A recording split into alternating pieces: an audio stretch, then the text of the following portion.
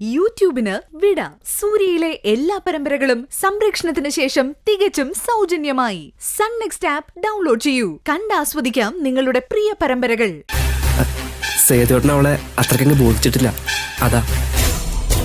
എന്താണ് മോനെ? നോക്ക്, ആ കുഞ്ഞവിടെ ഉള്ളതുകൊണ്ടാ ഭാവനയ്ക്കൊരാശ്വാസം.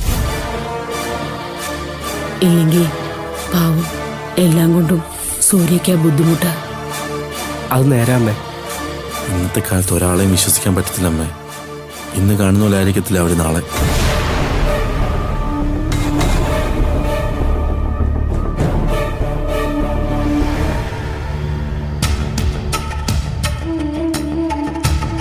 ഇതുപോലുള്ള എത്രയോ രാത്രികൾ നമ്മൾ ഫോണിലൂടെ ഒരുപാട് നേരം സംസാരിച്ചിരിക്കുന്നു, അല്ലേ ഭാവന? അന്നൊക്കെ നമ്മൾ ആലോചിച്ചിരുന്നോ ഇതുപോലെ നമ്മുടെ ജീവിതത്തിൽ ഉണ്ടാവുമെന്ന്? താൻ നോക്കിക്കോ, ഇനിയും എത്ര ദിനരാത്രങ്ങൾ കാത്തിരിക്കേണ്ടി വന്നാലും തന്നെ പൂർണ്ണ ആരോഗ്യത്തോടെ തന്നെ തിരികെ കൊണ്ടുവരും.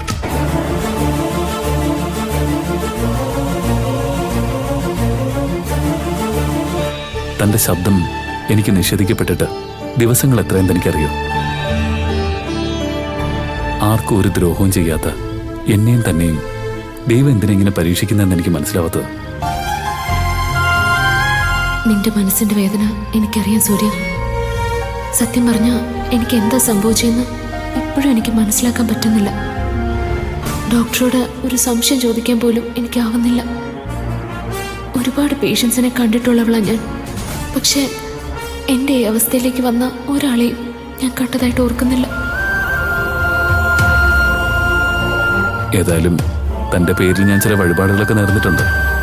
തന്റെ അസുഖം ഭേദമാകുന്നതനുസരിച്ച് വേണം ഓരോന്നൊക്കെ ചെയ്യാൻ.